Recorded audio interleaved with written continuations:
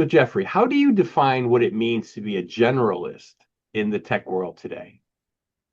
It's a really good question. I think of myself as a bit of a generalist. I think of myself as a bit of a collector of different skills. I think of myself as somebody who has middling depth on a lot of different things. I'm quite broad as opposed to being very narrow and deep on one particular thing.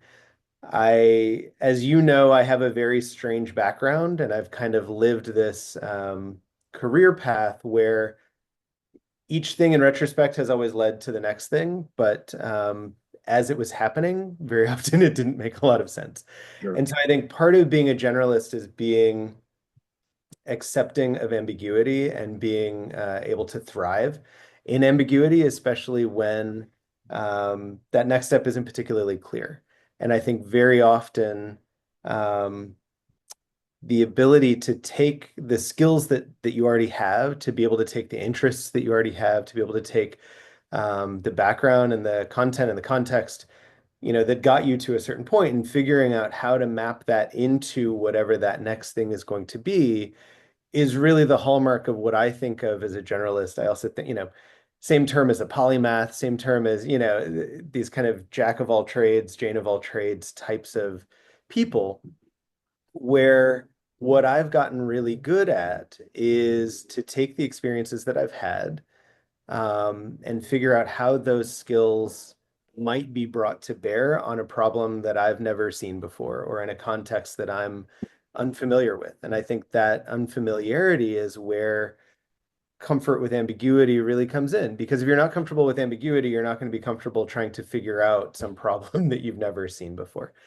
And so when I think about generalists, I think a lot about people who are, who maybe have a toolbox of those different skills, and depending on a situation, they can bring the right skills at the right time to the right context.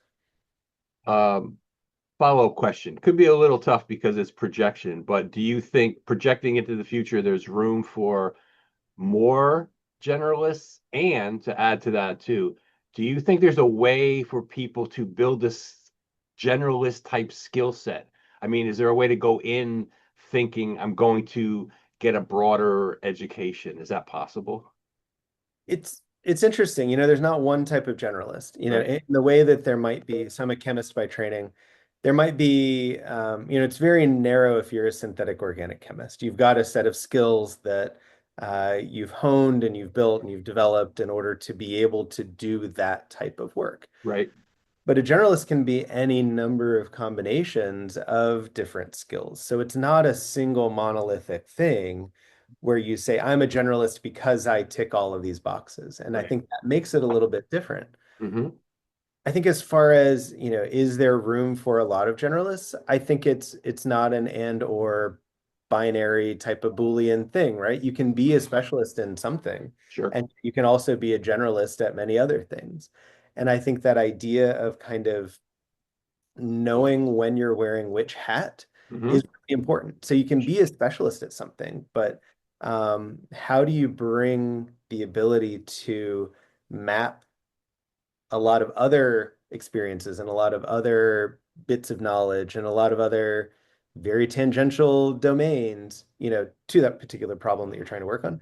I think those are some of the things that you do wearing a generalist hat as opposed to wearing a specialist hat.